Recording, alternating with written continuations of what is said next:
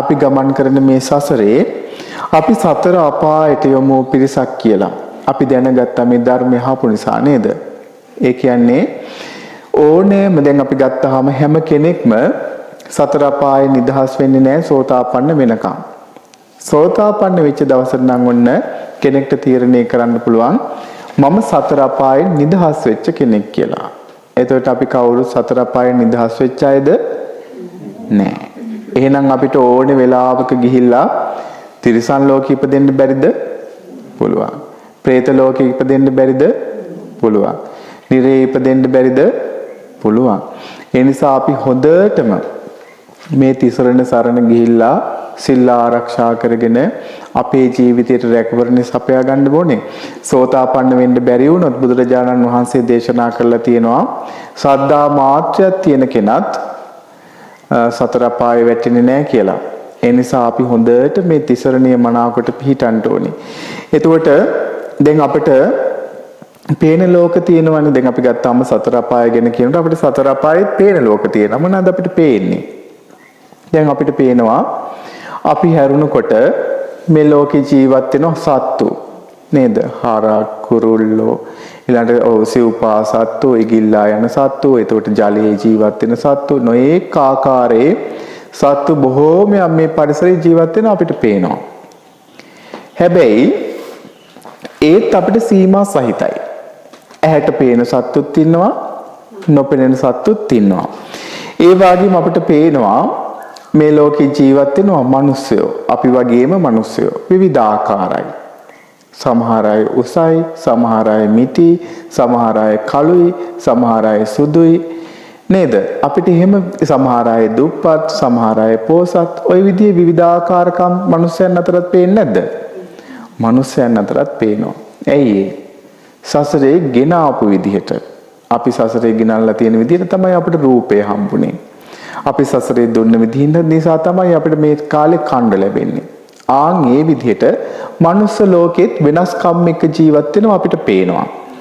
එතකොට අපි අහලා තියෙනවා මරණින් මත්තේ ඔය පෙරේත ලෝකවල ගිය කට්ටිය එක එක්කිනා ගෑන් වලට වැහිලා ඇවිල්ලා කියනවා අනේ අපි මෙහෙම දුක් විඳිනවා, මෙහෙමයි අපිට කන්න දෙයක් නැහැ, බොන්න දෙයක් නැහැ, දානයක් දීලා පින් අනුමෝදන් කරන්න කියලා. එහෙම කියන නිසා, එහෙම අහන නිසා අපි දන්නවා තවත් ලෝකයක් තියෙනවා. පෙරේත ලෝකය කියලා. පෙරේතයන් ඇඟට වැහෙනවා, අමනුෂ්‍යයන් ඉන්නවා කියලා අපි දන්නවා. හැබැයි ඔය පේන ලෝක, නොපෙනෙන ලෝක වගේ හැම දෙයක්ම අපිට බුදුරජාණන් වහන්සේ සර්වඥතා ඥාණයෙන් අවබෝධ කරගෙන දේශනා කරා. පින්වත් මහණෙනි, අපි ගමන් කරන්නේ මෙහෙම සසරක. මේ වගේ ලෝක තියෙනවා. මම නිරය ගැන කියන්නේ කාගෙන්වත් අහලා නෙමෙයි කියනවා. මම මේ දේවල් අවබෝධ කරගෙන මේ ඇස් දෙකෙන් දැකලා තමයි මම මේ නිරය ගැන කියන්නේ කියලා බුදුරජාණන් වහන්සේ දේශනා කරනවා. එතකොට බලන්න අපිට පේන ලෝක ගැනත් නොපෙනෙන ලෝක ගැන සියල්ල අපිට බුදුරජාණන් වහන්සේ කියලා දුන්නා. එතකොට ඒ කියලා දුන්නේ ඇයි? මෙහෙම සසර ගමනක අපි යනවා. මේ සසර ගමනින් නිදහස් වෙන්න. අනේ අපි සතෙක් වුණොත් මේ ජීවිතේ මනුෂ්‍ය ජීවිතේ ලැබලා මනුෂ්‍ය ජීවිතෙන් ප්‍රයෝජනයක් තියෙනවද?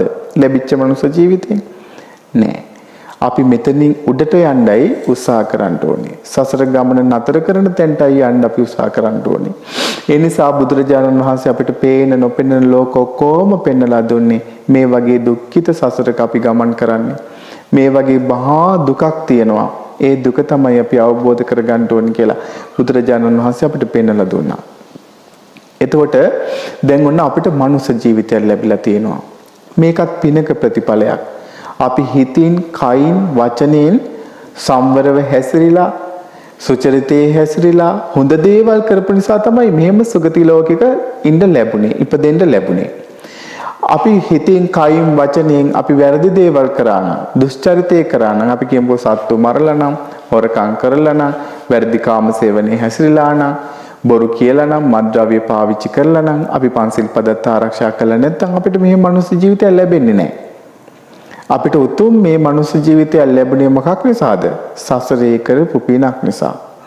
එතකොට අපිට ඒ මනුස්ස ජීවිතය ලැබුණා.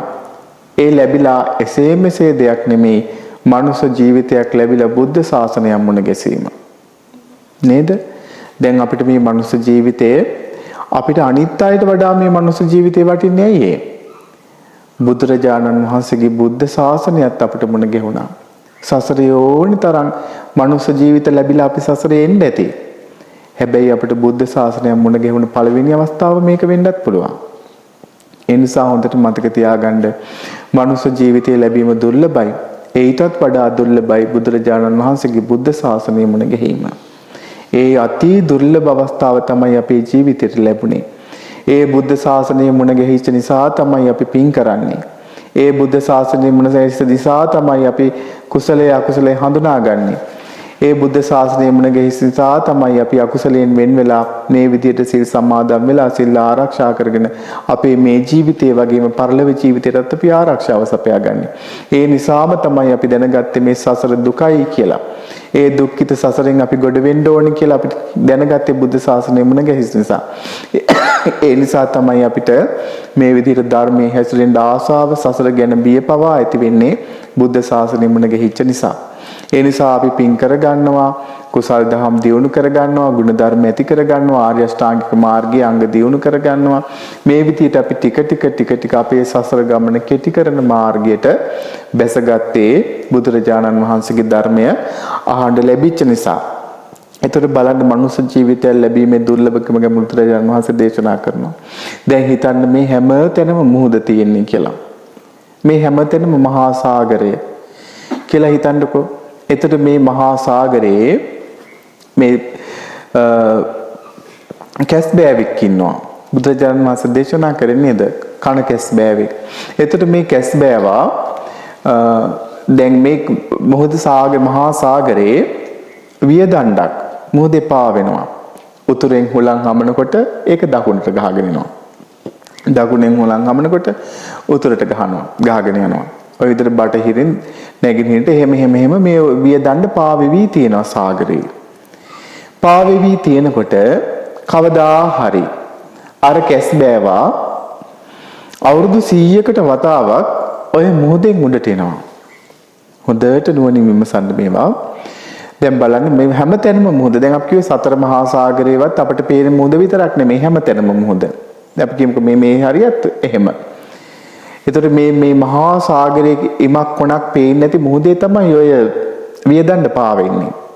එතකොට අවුරුදු 100කට වතාවක් තමයි ඒ කැස් බෑවා මුහුදෙන් උඩට ඇවිල්ලා අහස බලන්නේ.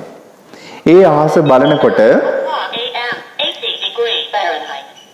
ඔය විදිහට අහස බලනකොට කවදා හරි අර වියදණ්ඩේ සිදුරෙන් ඒ කැස් බෑ වගේ ඔළුව ගිහිල්ලා යන දවසක් එනවද? ඒක බහනවා දුර්ලභ දෙයක්ද කියලා. ඒක නම් ඒක සිදු වෙන්න බැරි දෙයක් කියනවා. නෑ භාග්‍යතුන් වහන්සේ දේශනා කරනවා.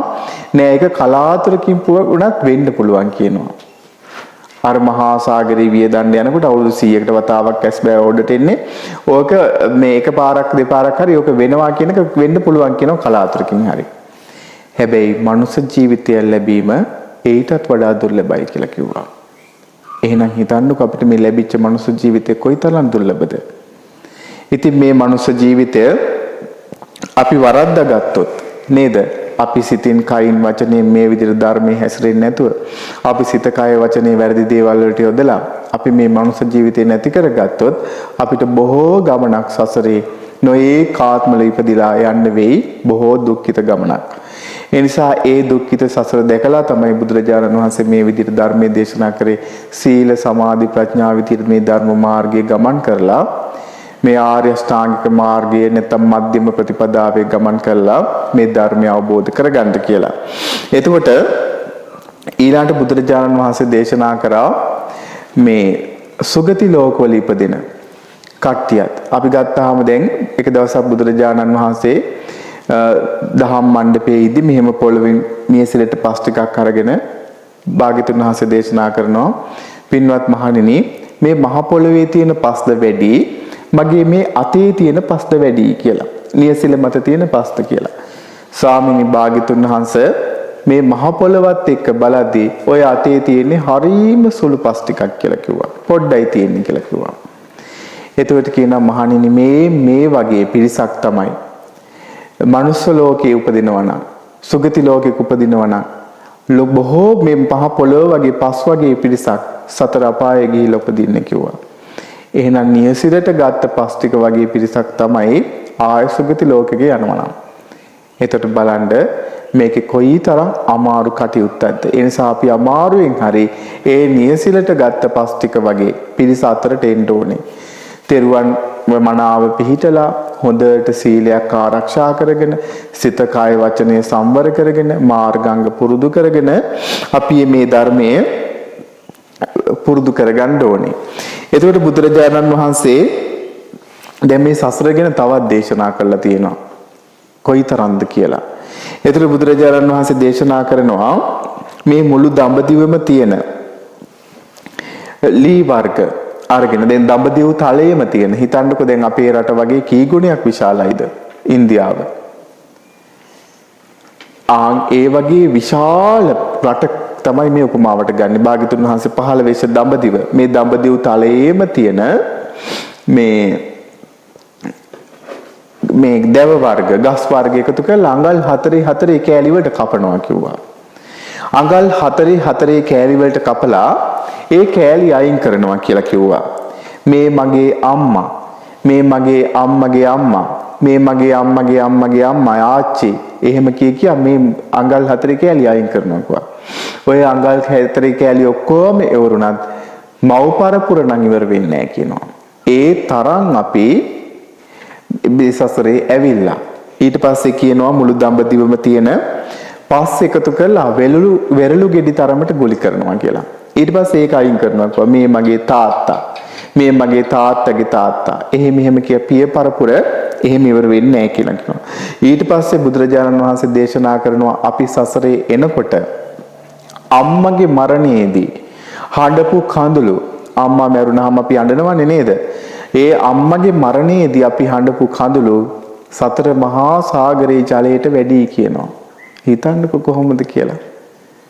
සසරේ මේ විදිහට අපිට කයක් හම්බෙලා අපි අම්මගේ මරණයේදී කොයිතරම් අඬලැද්ද? අම්මගේ මරණයේදී අපේ ඇස් දෙකෙන් ගලා ගිය කඳුළු සතර මහා සාගරයේ ජලයටත් වැඩි කියනවා. එතකොට අපි කොයිතරම් හිතන්න අපි සසරේ අපි ආප ගමන ගැන.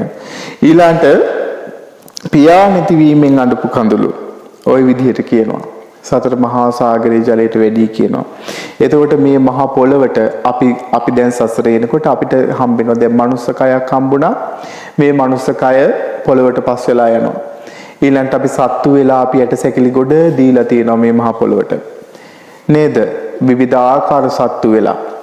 ඔන්න ওই විදිහට අපි සසරේ එනකොට අපි මේ මරණයේදී අපේ ඒ ඇට සැකිලි මේ විදිහට පොළවට පස් වෙලා මේ ගියේ නැත්තම් දිරන්නේ නැතුව තිබුණොත් මේ ඇට සැකිලි එකතු වුනහම වේපුල්ල පර්වතේ පරදිනවා කියනවා අපි සසරේ දුන්න ඇට සැකිලි.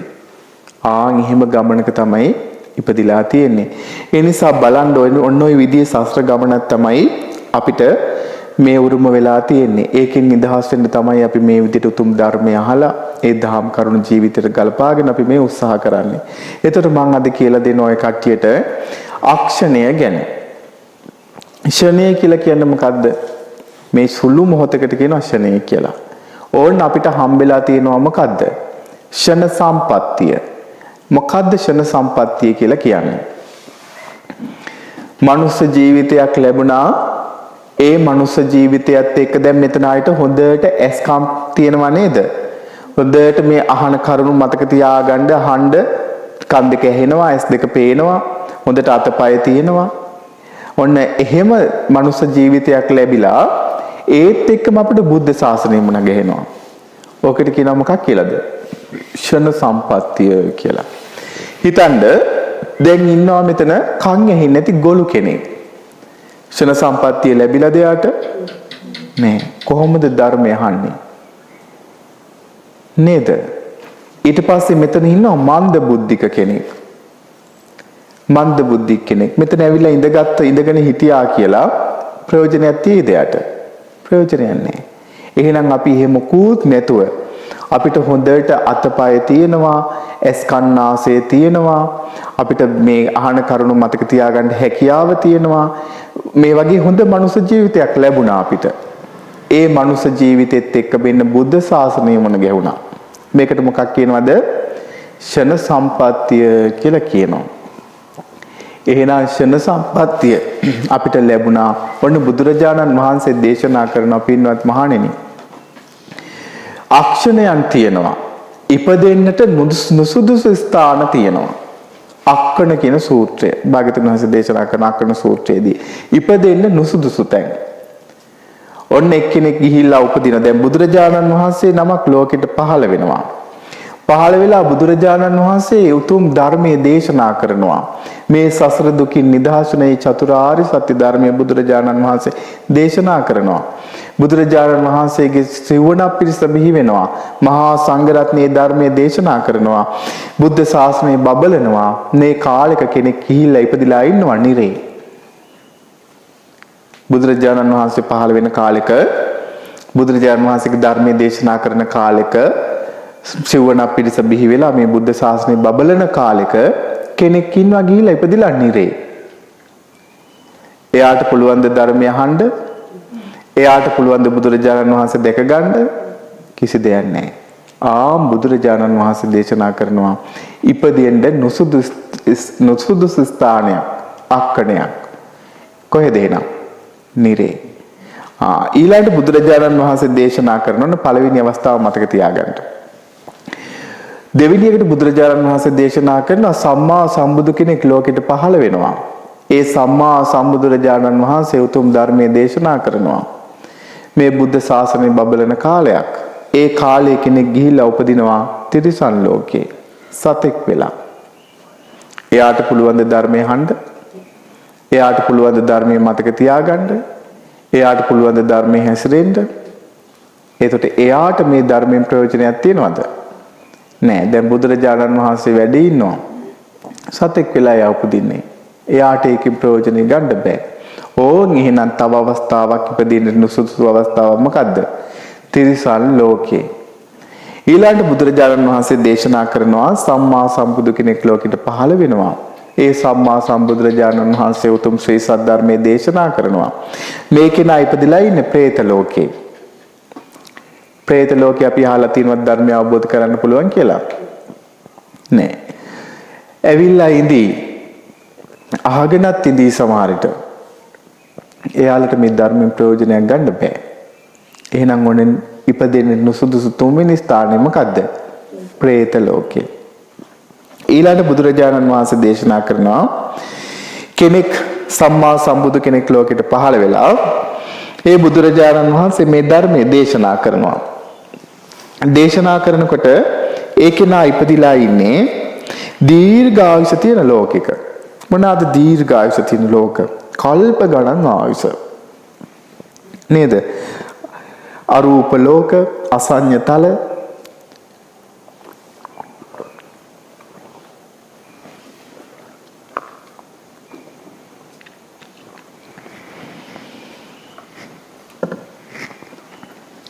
මේවා දීර්ඝායුෂ තියෙන ලෝක. එතකොට ඒ තැනක ඉපදිලා හිටියා කියලත් බුදුරජාණන් වහන්සේලා ඕනේ තරම් ලෝකෙට පහළ වෙලා පිරිනුවම් පානවා. ඒ අයට ධර්මය අවබෝධ කරගන්න බෑ. ඊළඟට බුදුරජාණන් වහන්සේ දේශනා කරනවා ඔන්න සම්මා සම්බුදු කෙනෙක් ලෝකෙට පහළ වෙනවා. මෙයා ඉපදිලා ඉන්න මේ ගොඩ ඈත පළාතක. අපි කියමුකෝ ඒ ප්‍රදේශවලට බුදුරජාණන් වහන්සේ වඩින්නේ නැහැ. දැන් ධර්මයේ දේශනා කරනවා. ඒ ප්‍රදේශවලට බුදුරජාණන් වහන්සේ වඩින්නේ නැහැ. බුදුරජාණන් වහන්සේලා වඩින්නේ නැහැ. ආර්ය මහා සංඝරත්නය වඩින්නේ. දැන් බලන්න බුදුරජාණන් වහන්සේ පහළ වෙච්ච කාලේ බුදුරජාණන් වහන්සේ මේ ලෝකේ හැම රටකම අස්සක මුල්ලකම ගිහිලා ධර්මයේ දේශනා කරා කියලා අපි අහලා තියෙනවද? අපි මේ කාලේ ගමුකෝ. දැන් මේ කාලේ බුදුරජාණන් වහන්සේගේ ධර්මයේ ඇහෙන රටවල් තියෙන මොනවාද? අපි ගත්තාම දැන් අපේ ලංකාවේ තියෙනවා තායිලන්තය, බුරුමය, චීනය වගේ ওই රටවල ධර්මයේ තියෙනවා. එතකොට ඒ වගේම තමයි ධර්මාශෝක රජුගේ ධර්ම ප්‍රචාරයේදීත් ධර්මයේ මේ එක එක රටවලට යවුවා. ලෝකේ හැම රටකම ධර්මය අරන් ගියා කියලා අපි අහලා තියෙනවද? නෑ. මේ වගේ ධර්මය ඇහෙන්නේ නැති පැති තියෙනවා. අපි කියමුකෝ මේ කාලේ කියලා. මේ කාලේ ගත්තාම අපි ඔය මේ අරාබි රටවල් නේද? ඒ වගේ තැනක අපි ගිහිලා ඉපදිලා ඉන්නවා. මේ ධර්මය අපිට හින් අහන්න හම්බෙනවද? නෑ. මේ වගේ බුදුරජාණන් වහන්සේ පහළ වෙන කාලෙත් ප්‍රත්‍යන්ත දේශයක. ඒ කියන්නේ බුදුරජාණන් වහන්සේලා එහාට වඩින්නේ නැහැ. සිවණක් පිළිස එහාට යන්නේ නැහැ. ධර්මය හෙන්නේ. මනුස්ස ලෝකික ඉපදුනත් ඒ වගේ තැනක ඉපදුනොත් අපිට මේ ධර්මය අහන්න ලැබෙන්නේ අපිට මේ බුද්ධ ශාසනය අහිමි වෙනවා. එතකොට බුදුරජාණන් වහන්සේ පස්වෙනි කාරණේ විදිහට දේශනා කරනවා ඔය වගේ තැනක ඉපදුනොත් ඒත් ප්‍රයෝජනයක් ගන්න බෑ කියලා. ඊළඟ බුදුරජාණන් වහන්සේ දේශනා කරනවා සම්මා සම්බුදු කෙනෙක් ලෝකෙට පහළ වෙලා බුදුරජාණන් වහන්සේ ධර්මයේ දේශනා කරනවා. ඒ කෙනා මිත්‍යා දෘෂ්ටිකයි. දැන් හිටියේ නැද්ද ඕනේ තරම් බුදුරජාණන් වහන්සේ වැඩි ඉන්න කාලේ? කවුද? නිගණ්ඨනාත පුත්ත, අජිත කේස කම්බලි, සංජය බෙල්ලට්ටි පුත්ත, මක්කලි ගෝසාල. දැන් ওই කට්ටිය ඔක්කොම කියාගෙන ගියේ මොකද්ද? මිත්‍යාව මම බුදු වුණා කියලා නේද? දැන් නිගණ්ඨනාත පුත්ත හිටියේ නිගණ්ඨනාත තමයි රහතන් වහන්සේ කියලා.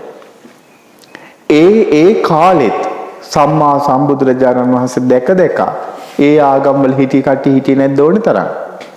හිටියනේ. බලන්න සම්මා සම්බුදු කෙනෙක් ඇස් දෙකට දැකලත් බුදුරජාණන් වහන්සේ ධර්මය අහලා සසර දුකින් නිදහස් වෙන්න බැරි කට්ටිය කොයිතරම් හිටියද බුදුරජාණන් වහන්සේ පහළ වෙච්ච කාලේ? එහෙනම් මහා බරපතලයි මිත්‍යා දෘෂ්ටික විපදීම. හිතන්නකෝ මේ කාලේ මිත්‍යා දෘෂ්ටික ඉපදුනා කියලා. කොයිතරම් පව් කරගන්නවද? සමහර ආගම්වල මේ අය ආගමේ නාමයෙන් අම්මා මරනවා, තාත්තා මරනවා, ඊළාට එයාලගේ ආගමට නැති කට්ටිය මරනවා. එයාලගේ ආගමට විරුද්ධ වුණොත් අම්මයි තාත්තයි පවා මරන්නේ. ඇයි එතකොට? එයාලට කී ආගමෙන් උගන්වනවා මෙහෙම මැරුවහම මොනවා වෙනවා කියලාද? එයාලට දිව්‍ය ලෝකේ දිව්‍යාංගනාවන් හම්බෙනවා. බලන්න කොහොමද මිත්‍යා දෘෂ්ටිය? අපි ඉපදුනොත් ඔය වගේ ආගමක අපි කරන්නේ නැද්ද උක? හිතන්න අපිත් ඉපදුන ඒ වගේ ආගමක. අපිට ඒ ආගම ඒ දර්ශනය අපිට කියනවා මෙන්න මෙහෙමයි. මලපල්ලා ගිහිල්ලා අපේ ආගමේ නැති කට්ටිය වඳ කරලා දාන්න කියනවා.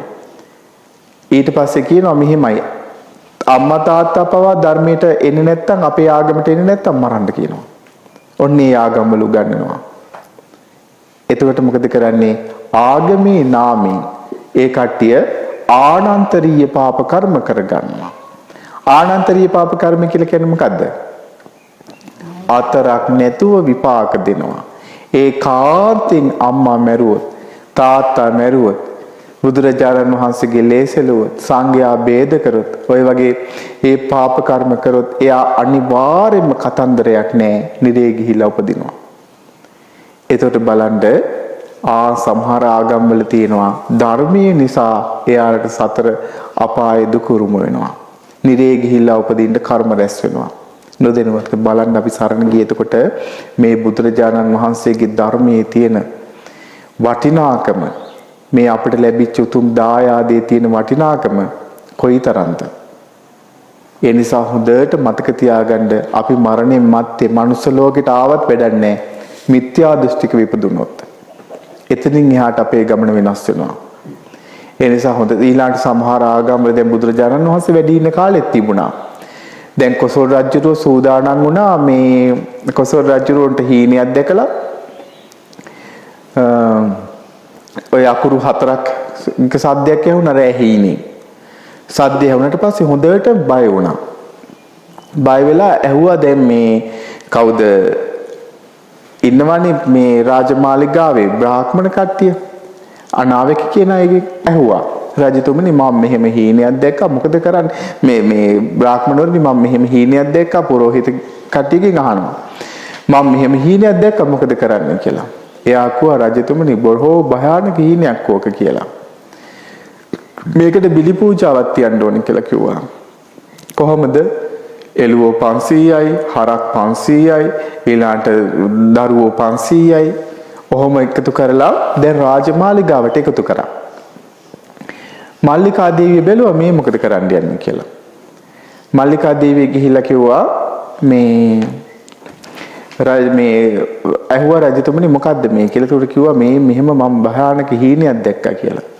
ඊට පස්සේ මල්ලිකා දේවිය ගිහිල්ලා බුදුරජාණන් වහන්සේට ඔක කිව්වා. බුදුරජාණන් වහන්සේ තේරුම් කළා දෙනවා මෙන්න මේ නිසා තමයි ඔක දැක්කේ. කොසල් රජුගේ ඥාති පිරිසක් ඉන්නවා නිරේ ඉපදිලා. ඒ අයත් හොයි හීනෙන් ඇවිල්ලා ඒ අය ගාතාවක් කියන්න උත්සාහ කරනවා. ඒ ගාථා හතරේ පළවෙනි අකුරු හතර විතරයි යාලට කියන්න පුළුවන්. මෙන්න මේ කට්ටියට ආයි කට්ටිය ඇදගෙන යනවා. ඒකයි ওই රජුරෝට ඇහුනේ කියලා ඕකේ තේරුමක් නැහැ කියලා රජුරෝ ඒක අයින් කරගන්නවා. බලන්න මිත්‍යා දෘෂ්ටිය.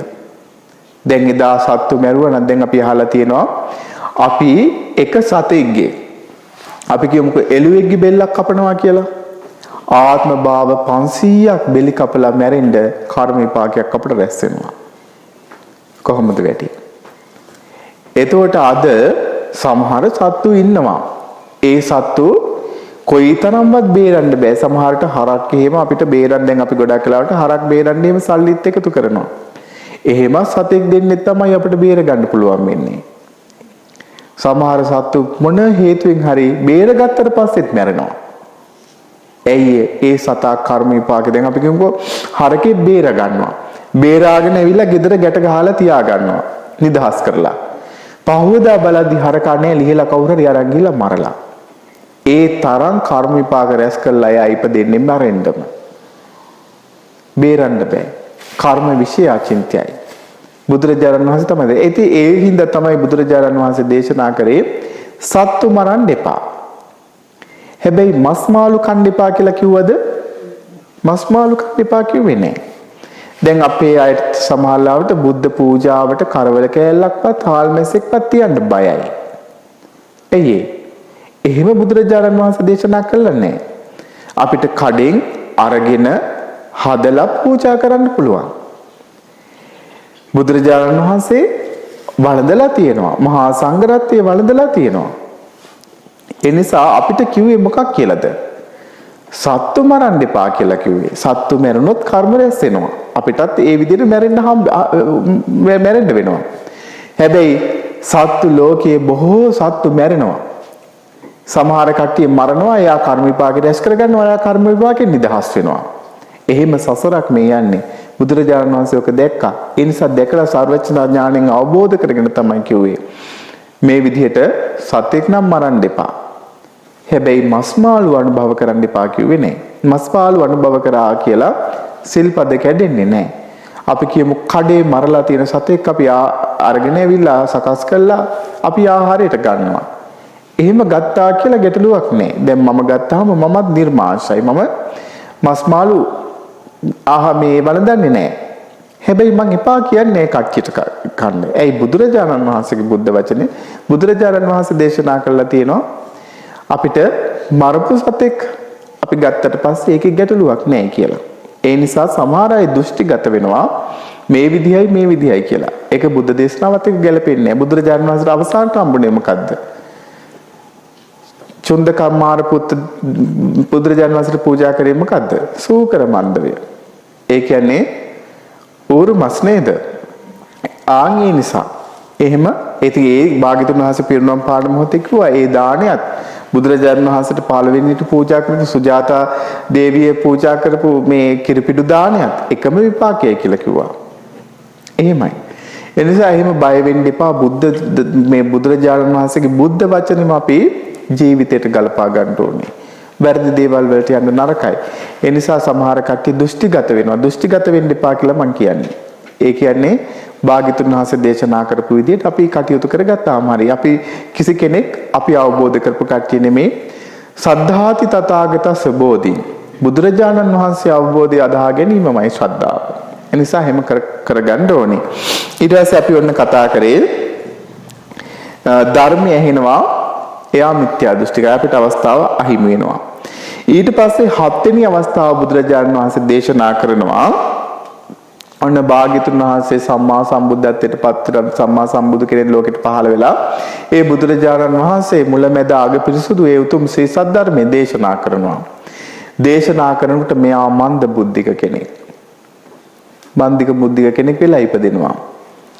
අපි කියමුකෝ බුදුරජාණන් වහන්සේ ධර්මයේ දේශනා කරන තැනක ඉඳගෙන ඉන්නෝ ඇවිල්ලා. දැන් මේ කාලෙත් අපි දකිනවා මේ බණ අහන තැන්වල ඒ වගේ දරුවෝ ඇවිල්ලා ඉන්නවා. සාමාන්‍ය මන්ද බුද්ධික වෙලා උපදින්නේ කොයි වගේ කට්ටිය කියලාද බුදුරජාණන් වහන්සේ දේශනා කරේ? මත්පැන් මත්ද්‍රව්‍ය පාවිච්චි කරනවා. මත්පැන් පාවිච්චි කරනවා. එයා ඒ හේතුවෙන් උපදිනවා ගිහිල්ලා නිරේ. නිරේ ගියේ නැතුව එයා මනුස්ස ලෝකෙට ආවොත් මනුස්ස ලෝකේ එයා ඉපදුනොත් එයා මොනවා වෙලාද උපදිනවා කිව්වේ? මන්ද බුද්ධික වෙලා ඉපදිනවා කියලා කිව්වේ. එහෙනම් මේ කාලෙත් බොහෝ පිරිසක් ඉන්නවා නේද මන්ද බුද්ධික වෙලා. අනාගතේ කොයිතරම් ඉඳීද ඔය වගේ කට්ටිය මේ බොන තරමට නේද? ඒ කියන්නේ සතර අපායේ වැටෙනවා. බැරි වෙලාවත් මනුස්ස ලෝකෙක ඉපදුනොත් මොකක් හරි එයාට පිනක් විපාක දීලා මනුස්ස ලෝකෙදි මන්ද බුද්ධිකයි. ජීවිත කාලෙම මිනිස්සෙක් වෙලා ඉන්නවා මෙලව දෙයක් දන්නේ නැහැ. එහෙම උපදිනවා. එයි බලන්න මේ කට්ටියගේ ස්වභාවය බිව්වා වගේ ඉන්නේ හැම වෙලාවෙම. නේද? එහෙම තමයි ඉන්නේ. එහෙනම් බුදුරජාණන් වහන්සේ 7 වෙනි කාරණේ විදිහට ඕක දේශනා කරනවා. ඔන්න 8 වෙනි කාරණය. 8 වෙනි කාරණේ විදිහට බුදුරජාණන් වහන්සේ දේශනා කරනවා කෙනෙක් මේ මනුස්ස ලෝකේ උපදිනවා කියනවා. හරි ප්‍රඥාවන්තයි කියනවා.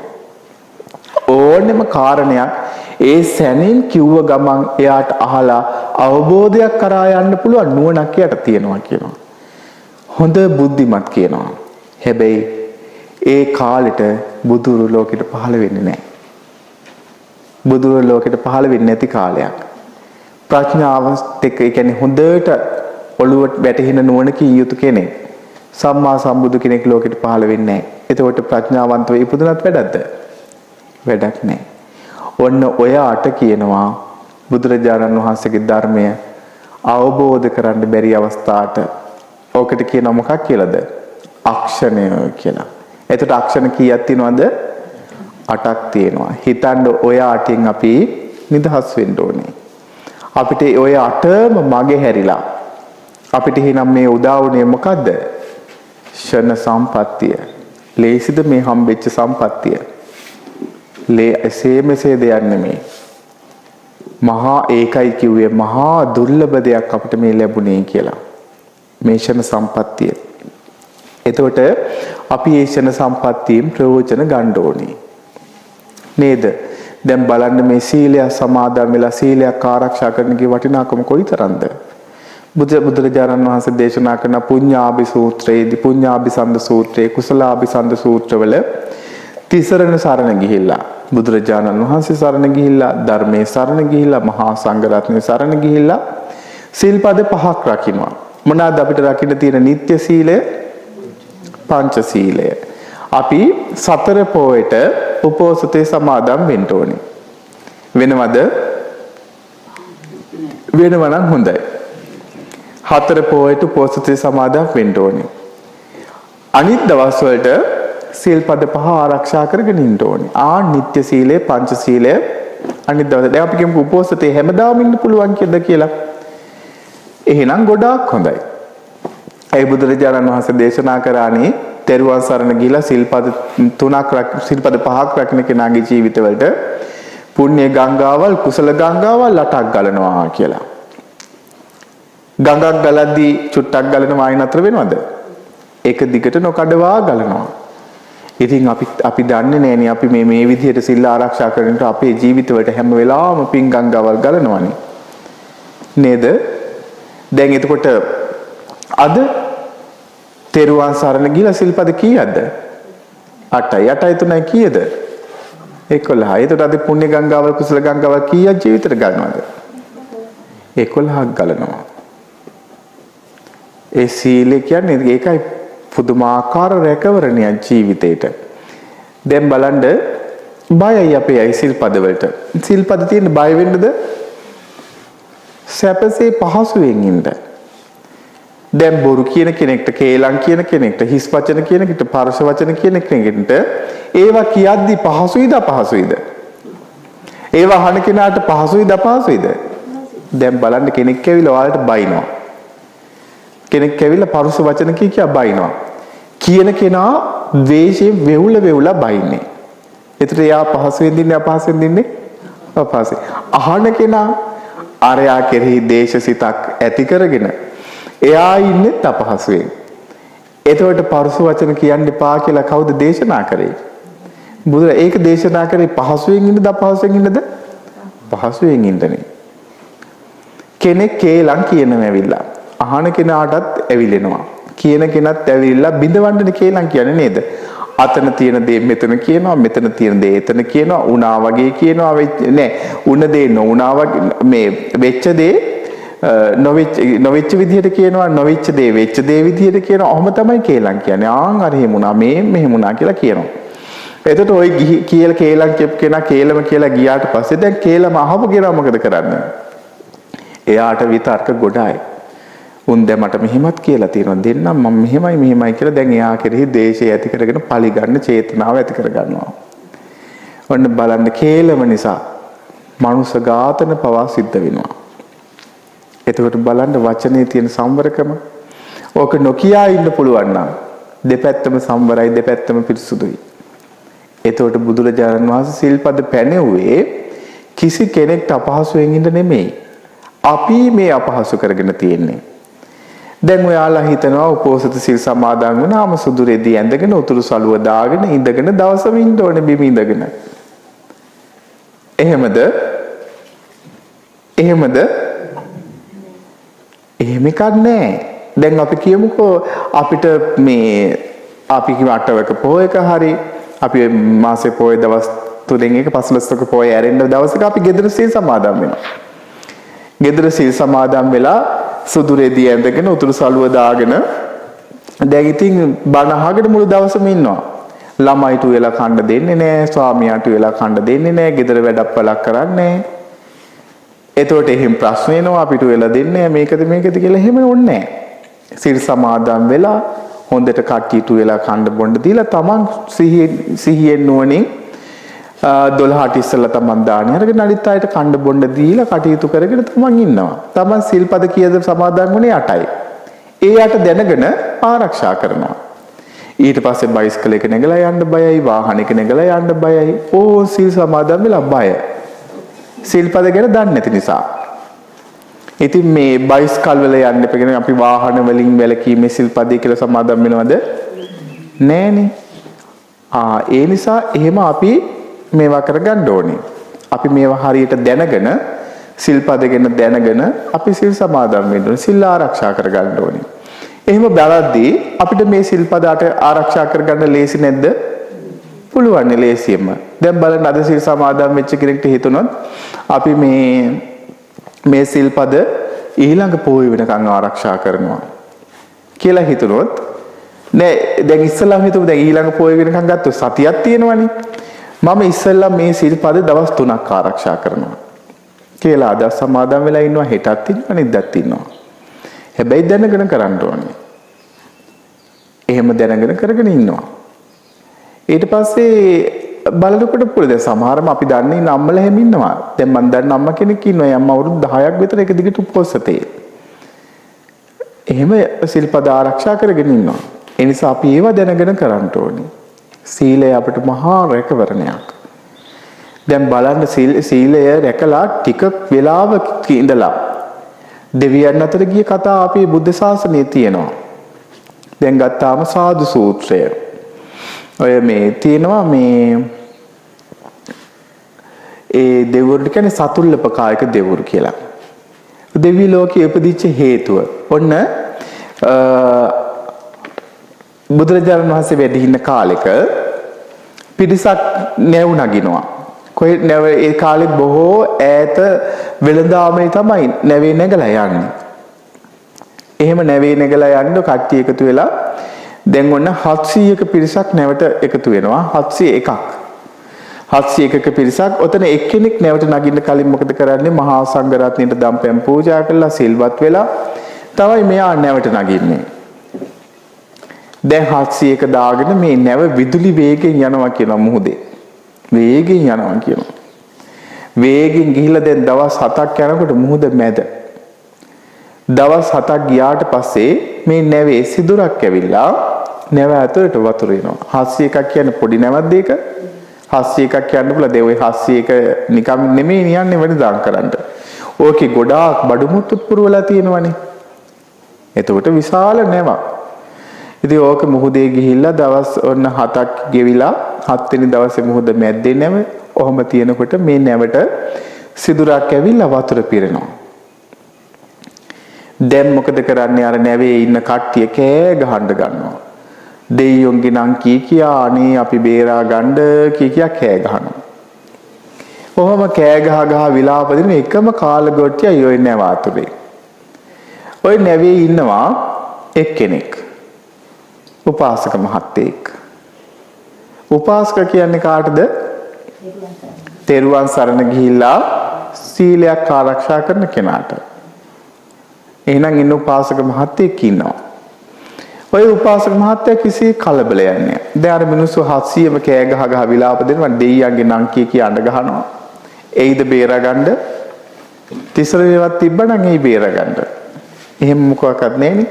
ඔන්න ඉතින් එහෙම කෑ ගහ ඉද්දි අර උපාසක මහත්තයා පළඟක් බැඳගෙන ඉඳගෙන S2 පියාගෙන තමන්ගේ පාඩුවේ ඉන්නවා. ඉන්නකොට මේ දැන් අර මිනිස්සුන්ට ප්‍රශ්නයක්. මේ අපි මෙච්චර දෙයක් වෙලා අපි කෑ ගහනවා බේරෙන්න හදනවා මේ මිනිස්සයා හරි පුදුම කෙනෙක් නේ කියලා බැලුවා. ඊට පස්සේ අහනවා මේ මන්ත්‍රයක්වත් දන්නවද අහනවා. සද්ද නැතුව ඉන්නේ බේරෙන්න. ඔව් දන්නවා කියනවා. අනිහිනම් අපිටත් ඔක කියලා දෙන්න කියනවා. හා කියලා දෙන්නම් කියනවා. එහෙනම් හැදෙන්න කියනවා ඉක්මනට. තව ටික වෙලාවයි අපිට තියෙන්නේ මේ 700ම අපි මුහුදපත් වෙන අපිට බේරෙන්න නම් හම්බෙන්නේ නැහැ කියනවා. තව ටිකකින් මේ නැව යට වෙලා ගිලිලා අපි ඔක්කොම මැරෙනවා. ඊට කලින් මන්ත්‍රය කියලා දෙන්නම් කියලා කිව්වා ලෑස්ති වෙන්න කිව්වා. කොහොමද ලෑස්ති වෙන්න කියලා කිව්වේ? බෙදෙන්නකෝ දැන් 700 100 කණ්ඩායම් වලට පිරිස වැඩිනේ. 100 කණ්ඩායම් වලට ටිකකට බෙදෙන්න කිව්වා. පළවෙනි 100ට. දැන් මෙයා උස තැනකට නගිනවා. උස තැනකට නැගලා කියනවා තෙරුවන් සරණ සමාදන් කරලා 100ට සිල් සමාදන් කරනවා. පළවෙනි 100 සිල් සමාදන් වෙනකොට එයාලගේ කකුල් දෙකේ ගොක්කැට තරමට වතුර නැවේ ඇතුළට වතුර ඇවිල්ලා. දෙවෙනි 100ට සිල් සමාදන් කරන ධනිස් මට්ටමට වතුර ඇවිල්ලා. තුන්වෙනි 100 සිල් සමාදන් වෙනකොට ඉන මට්ටමට වතුර ඇවිල්ලා. හතරවෙනි 100ට සිල් සමාදන් වෙනකොට උකුල මට්ටමට වතුර ඇවිල්ලා. ඊළඟ 100 සිල් සමාදන් වෙනකොට පපුව මට්ටමට වතුර පිරෙනවා නැවට. අවසාන 100 සිල් සමාදන් වෙන්නේ මුහුදු වතුර පෙවි. ඒ කියන්නේ කට මට්ටමට වතුර. මෙයා අර උඩ තැන නැගලා තවත් උසින්ම නැගලා කෑ ගහලා කියනවා පින්වත්නි මම ඔය සමාදන් කරපු සිල්පද ටිකයි තෙරුවන් සරණ හොඳට මනාව සිහිපත් කරගෙන ඔය සිල්පද ටික ගැන සමාදන් වෙච්ච සිල්පද හොඳට ආරක්ෂා කරගන්න ඔය සීලය අපිට ඕක විතරයි අපිට උපකාරයට ඉන්නේ. අපි සියලු දෙනාම තව සුළු මොහොතකින් මරණයටපත් වෙනවා. ඕකමයි අපිට රැකවරණය, ඕකමයි අපිට ආරක්ෂාව, ඕකමයි අපිට පිළිසරණ කියලා කියනකොටම ඒ නැව මුහුදුපත් වෙනවා. 701ම මැරෙනවා. මැරිලා ගිහිල්ලා නිදාගෙන නැකිට්ටා වගේ දෙවියන් අතර උපදිනවා අර සීල් සමාදන් කරපු ඒ සත්පුරුෂ මිනිසයා. එයා කරන වැමියෙක්, කොණ්ඩේ කපන කෙනෙක් ඒ නැවේ. එයා ගිහිල්ලා ඒ තවතිසා දිව්‍ය ලෝකේ එයාට දිව්‍ය විමානයක් රන් විමානයක් පහළ වෙනවා. යොදුන් ගාණක් දිග දිව්‍ය විමානයක් පහළ වෙනවා. එයි මම මේ දිව්‍ය විමානේ පහළ වුණේ කියලා එයා බලද්දී තෙරුවන් සරණ ගිලා සීලය ආරක්ෂා කර පින සහ සීල් සමාදන් පිළිසස් සිල්වත් කරපු පින. ඊළඟට එයා බලනවා කෝ අනිත් අය කියලා. මං සීල් සමාදන් කරපු පිරිස කෝ කියලා බලනවා. ඉස්සරලාම සීල් සමාදන් වෙච්ච 100ට එයාගේ දිව්‍ය විමානයේ වටේට දිව්‍ය විමාන පහළ වෙලා. අනිත් 100ට ඒට චුට්ටක් එහායින් දිව්‍ය විමාන පහළ වෙලා. අනිත් 100ට චුට්ටක් තවත් දුරින් දිව්‍ය විමාන පහළ වෙලා. ඔහොම දිව්‍ය විමාන 700ටම දෙවුරන්ට දිව්‍ය විමාන අරයා එයා මැද්දේ අනිත් අයගේ දිව්‍ය විමාන සිල් සමාදන් වෙච්ච පිරිවලට පහළ වෙලා. තවතිසා දිව්‍ය ලෝකේ ඔය දෙව්වරුන්ට සමූහයක් විදිහට මනුස්ස ලෝකෙන් මැරිලා ගිහිල්ලා දිව්‍ය ලෝකේ පහළ වෙච්ච නිසා දිව්‍ය ලෝකේ ඔය කට්ටිය දේව ගණ කියලා හඳුන්වලා තියෙනවා. ගණ දෙයියෝ නෙමෙයි. දේව ගණ කියන්නේ දේව පිරිස කියන එකට. ඒතර සීයේ කණ්ඩායම් නිසා ගිහිලා පහළ වෙච්ච නිසා මේ කට්ටියට කියනවා සතුල්ලපකායක දෙවුරු කියලා. සත කියන්නේ 100. ඒතර සතුල්ලප 100 කාණේ පහළ වෙච්ච දෙවුරු. ඔය සතුල්ලපකායක දෙවුරු එනවා. එයි දැන් මෙයාලට පුදුමාකාර සැපයක් නේ. හම්බුනේ මේ තිසරණ සරණ ගිලා සිල්වත් වෙලා බැලුවා කවුරු නිසාද මේ සත්පුරුෂයා අපිට අර තිසරණයයි සීලයයි කියලා දුන්න සත්පුරුෂයා බුදුරජාණන් වහන්සේ මධ්‍යම රාත්‍රියේ තමයි දෙවියන්ට ධර්ම දේශනා කරන්නේ. විශාල ආලෝක පතුරවාගෙන බුදුරජාණන් වහන්සේගේ ධර්මය හඬෙනවා. ස්වාමීනි සත්පුරුෂයා කියන්නේ හරිම අසිරිමත් කෙනෙක්. ස්වාමීනි මේ බලන්න අපිට පහළ වෙච්ච දිව්‍ය විමාන මේ බලන්න අපිට හම්බෙච්ච සැප මේ හම්බුනේ මේ සත්පුරුෂයා නිසානේ කියලා බුදුරජාණන් වහන්සේ සත්පුරුෂයා ගැන කී දෙවිවරු කියනවා. අවසානයේ බුදුරජාණන් වහන්සේ ඒ ඔක්කොම අනුමත කළා. බුදුරජාණන් වහන්සේත් කියනවා දෙවිවරුනි අහගන්න එහෙනම් මාත් සත්පුරුෂයා ගැන කියලා දෙන්නම් කියලා ලස්සන ගාථාවක් දේශනා කරනවා. ආයි දවසක එනවා. ආයි දවසක ඇවිල්ලා කියනවා ස්වාමීනි නිදුකානන් වහන්සේ මේ දාණය කියන්නේ හරි අසිරිමත් දෙයක් නේද? කියලා දාණය කියන සතුල්ලපකායක වර්ගය හරි ලස්සනයි. දෙවිවරු ඇවිල්ලා කියපු කාරණා තමයි බුදුරජාණන් වහන්සේ ඒ සතුල්ලපකායක වර්ගයෙන් දේශනා කරන්නේ. එතකොට ඔන්න අර තෙරුවන් සරණේ මනාව පිහිටලා සුළු මොහොතක් හරි සිල්වත් වෙලා ඉන්නේ විපාකය සසරේ කොහොමද හම්බුනේ? ඒ නිසා හොඳට මතක තියාගන්න මේ සීලය ආරක්ෂා කරන්න අපිට ලැබීමම නේද සිල්පද ආරක්ෂා කරන එකයි මං කිව්වේ. හරි සැපයක් මේක. දැන් මේක ඒකනිකයි අපි කියන්නේ මේක මෙලව සැපේ පිණිසත් පරලොව සුගතිය පිණිසත් උතුම් ධර්ම අවබෝධය පිණිසත් උපකාර වෙනවා කියලා මේක. ඒ නිසා තමයි අපි හොඳට මේ සිල්පද ආරක්ෂා කරගන්න ඕනේ දැනගෙන ආරක්ෂා කරන්න ඕනේ. එතකොට ඔන්න ඔය විදිහට සීලය නිසා දැන් බලන්න සිල්වත් කෙනෙක් බුදුරජාණන් සිල්වත් කෙනාගේ සිල්වත් කෙනෙක් කියලා ආනිසංසත් බුදුරජාණන් වහන්සේ දේශනා කරනවා නේද? දැන් මේ සීලේ මේ උපකාර වෙන්නේ මොකටද? සීල දැන් අපි බුදුරජාණන් වහන්සේ දේශනා කරනවා සීලයෙන් ලබන සමාධිය මහත්ඵලයි මහානිසංසයි කියලා. සමාධියෙන් ලබන ප්‍රඥාව මහත්ඵලයි මහානිසංසයි කියලා. එහෙනම් ආර්ය අෂ්ටාංගික මාර්ගයේ අංග ගැන ගත්තාම ආර්ය අෂ්ටාංගික මාර්ගයේ පළවෙනි අංගය මොකද්ද? සම්මා දිට්ඨි සම්මා සංකප්ප.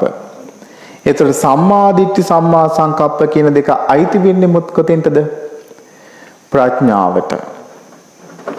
සම්මා දිට්ඨිය කියලා කියන්නේ දුක්ඛේ ඥානං දුක්ඛ සමුදය ඥානං දුක්ඛ නිරෝධේ ඥානං දුක්ඛ නිරෝධ ගාමිනිය පටිපදාය ඥානං. මිත්‍යා දෘෂ්ටික කියන්නේ මොකද්ද? දුක්ඛේ අඥානං දුක්ඛ සමුදය අඥානං දුක්ඛ නිරෝධේ අඥානං දුක්ඛ නිරෝධ ගාමිනිය පටිපදාය අඥානං. දුක කියන්නේ මොකද්ද කියලා දන්නේ නැහැ. දුක හටගන්නේ කොහොමද කියලා දන්නේ නැහැ. දුක නැති කරන්නේ කොහොමද කියලා දන්නේ නැහැ. දුක නැති කරන මාර්ගය දන්නේ නැහැ. නේද? ඒකනේ දැන් අපි ගොඩක් වෙලාවට අපි අනිත් ආගම් ගත්තා. මේ ආගම් වල තියෙනවද මේ වගේ දේවල්? ප්‍රාර්ථනා කර යැද ආයාචනා කර සැපමිල්ලන ඒවනේ තියෙන්නේ. අනේ මට මෙහෙම කරලා දෙන්න මම මේකෙන් මේවා කරලා දෙන්න අපිට බුදුරජාණන් වහන්සේ දේශනා කරාද? යාඥා කර ඉඳපල්ලා ඉල්ලා ඉඳපල්ලා කියලා දේශනා කරාද? නෑ මාර්ගය පෙන්වලා දුන්නා යන්න මේ මාර්ගයේ. මේ මාර්ගයේ ගියොත් විතරයි ගැලවීම වෙනත් මාර්ග නෑ. අපේ මාර්ගය මොකද්ද? ආර්ය අෂ්ටාංගික මාර්ගය අපිට පෙන්වපු මාර්ගය ඍජුයි. අපිට පෙන්වපු මාර්ගය ඍජු කියන්නේ කෙලින් ගිහිල්ලා කෙලින් තියෙන මාර්ගයක් ගිහිල්ලා නතර වෙන තැනක් තියෙනවා. අපි කියන සෝත කියන මේ ආර්ය අෂ්ටාංගික මාර්ගය සෝත කියන්නේ මොකටද? සැඩ පහරට කියන නම. දැන් අපි ගහගෙන යන විශාල සැඩ පහකට අපි කියමුකෝ මේ අපි දෙයක් දැම්මා කියලා. අපි කියමුකෝ ලීයක් දැම්මා කියලා. ඕක කෙලින්ම ගහගෙන ගිහලා කොතන නතර වෙන්නේ? මෝදේ. එතකොට අන්නේ සෝතාපන්න කියලා කියන්නේ මොකක්ද එහෙනම්? ආර්ය අෂ්ටාංගික මාර්ගයට පිවිසුණා. සෝතාපන්න. එතකොට බලන්න එතකොට අපේ මාර්ගය ඍජුයි නතර වෙන තැනක් තියෙනවා. එතකොට ගොඩාක් මිත්‍යා දෘෂ්ටික ඒ තැන්වල මාර්ගය ඍජුයිද වක්‍රයි. දැන් මෙහෙම වක්‍ර මාර්ගයක් නතර වෙන තැනක් තියනවද? මේක යනවා ගමන් කරනවා ඉපදෙනවා මැරෙනවා ආයි ඉපදෙනවා මැරෙනවා සසර ගමනට වැටිලා මිත්‍යා මාර්ගය ධර්ම මාර්ගයට ඇවිල්ලා ආර්ය ශ්‍රාංගික මාර්ගය පුරුදු කරගෙන අපි කියමු සෝතාපන්න වුණා කියලා ආත්ම භාව 7ක් ඇතුළත අනිවාර්යෙන්ම මේ නිවන අවබෝධ කරගන්නවා. එයා අප්‍රමාදී වුණොත් ආත්ම භාව 2-3කින් හෝ එකකින් හරි කමන්නේ බොහෝ අප්‍රමාදී වෙලා වීර්ය කරගත්තොත් එහෙම එයා ධර්මය අවබෝධ කරන සසර දුකින් නිදහස් වෙනවා. ඒ නිසා අපිට මේ ඍජු මාර්ගය බුදුරජාණන් වහන්සේ දේශනා කළා තියෙනවා. එතකොට ඒකේ පළවෙනි මාර්ගාංග දෙක මොකද්ද මම කිව්වේ සම්මා දිට්ඨි සම්මා සංකප්ප. නේද? මම සම්මා දිට්ඨි කියන්නේ දුක ගැන ඒ දැන් අපි කතා කරා. සම්මා දිට්ඨි සම්මා සංකප්ප කියලා කියන්නේ නෙක්ඛම්ම සංකප්පෝ, අව්‍යාපාද සංකප්පෝ, අවිහිංසා සංකප්පෝ. සම්මා සංකප්ප. නිවැරදි සිහි කල්පනාව. මොකද්ද? නෙක්ඛම්ම සංකල්පය කියන්නේ මොකද්ද? කාමයන්ගෙන් නික්මීම. මොනවාද කාමයන්? පංචකාමයන්. මොනවාද පංචකාමයන්? රූප, ශබ්ද, ගන්ධ, රස, පහස. රූප. ඇසට පෙනෙන රූප. කනට ඇහෙන ශබ්ද. නාසයට දැනෙන ගඳ සුවඳ. දිවට දැනෙන රස, කයට දැනෙන පහස. ඔවට කියනවා මොනවා කියලාද? පංච කාමයන්. ඇහැට පෙනෙන රූප අපි ගත්තාම අපිට ඇහැට පෙනෙන ප්‍රියමනාප රූප. දැන් ওই දෙමව්පියන්ට දරුවන් ප්‍රියමනාප රූපයක්. ඊළාට යාළුවන්ට එයාලගේ යාළු මිත්‍රයන් ප්‍රියමනාප රූප. ඊළාට ඥාතීන්ට එයාලගේ හිතවත් පිරිස ඥාති පිරිස ප්‍රියමනාප රූප. නැත්නම් අපි ගත්තාම ලස්සන රූපයක් තියෙන කෙනෙක් ඉන්නවා අනිත් අයට එයා ප්‍රියමනාප රූපයක්. මොකද කරගන්නේ අපි? අනේ මේ මගේ දරුවා මේ ආනන්දාලා යන්න බෑ මට ප්‍රියමනාප රූපේ උපාදාන කරගත්තා. අනේ මගේ ගෙදර ටයිල් අල්ලලා තියෙන්නේ ලස්සන පුඩු සෙට් එකක් තියලා තියෙන ලොකුවට හදාගත්තා මං කොහොමද මේක දාලා යන්නේ? ගේ ඇතුළෙම ඇවිල්ලා උපදිනවා ආයේ. හෝම් උපාදාන කරගත්තා. රූප උපාදානය. උපාදානය. රූප උපාදානය. ඒක කාමය. පළවෙනි කාමය මොකද්ද? රූප. ඕකේ නික්මෙනවා. කොහොමද අපි නික්මෙන්න පුරුදු කරගන්නේ මේ ධර්මය? මේ සියල්ල නැති වෙලා යනවා. මේ ලස්සනට තියෙන රූපය අනිත්‍ය වෙලා යනවා. මේ ලස්සනට හැමකින් වට කරලා තිබ්බට මේ රූපේ මේක ඇතුලේ තියෙන අසුචි. මාගන්ධියට බුදුරජාණන් වහන්සේ දේශනා කරේ මාගන්ධිය කියන්නේ පුදුමාකාර ලස්සන කෙනෙක්. එයාගේ තාත්තා මාගන්ධි බමුණයි බැමිණියයි දෙන්න හිතුවා එක දවසක් මාගන්ධි බමුණා දකින්නවා මේ භාග්‍යතුන් වහන්සේ වැඩ ඉන්නවා ගහක් මුල. වැඩ ඉන්නකොට හිතනවා අම්මෝ පුදුම ලස්සන කෙනෙක්. අපේ දුවට නම් මෙයා තමයි හරියන්නේ. දැන් බලාගෙන ඉන්න බුදුරජාණන් වහන්සේ ගැන බලාගෙන ඉඳලා හිතනවා අපේ දුවට නම් ගැලපෙන කෙනා හම්බුණා. අපේ දුවට වඩා පුදුමාකාර ලස්සනයි දෙවි කෙනෙක් වගේනේ කියලා. දුවගෙන ගිහිල්ලා දුවට කියනවා ඉක්මනට හොඳට ලෑස්ති වෙන්න කියලා. ගෙදර තියෙන සියලුම ආභරණ වලින් පලන් දාගෙන ලස්සනට සරසාගෙන මාගන්ධිය බමුණයි බැමිණී දෙන්න එකතු කරගෙන එනවා දැන්. බුදුරජාණන් වහන්සේ ඒ ගහ ළඟින් වෙන ගහකට වැඩම කරනවා. වැඩම කරනකොට දැන් ඇවිල්ලා බලන්න ඒ ගහ ළඟ නෑ බුදුරජාණන් වහන්සේ. ඊට පස්සේ කිව්වා මෙතනම තමයි හිටියේ කියලා. ඊට පස්සේ පාසටහන් බලනවා. පාසටහන් බලද්දී පාසටහන් පේනවා හරි ලස්සනට බුදුරජාණන් වහන්සේ මගුල් ලකුණු තියෙන නේද?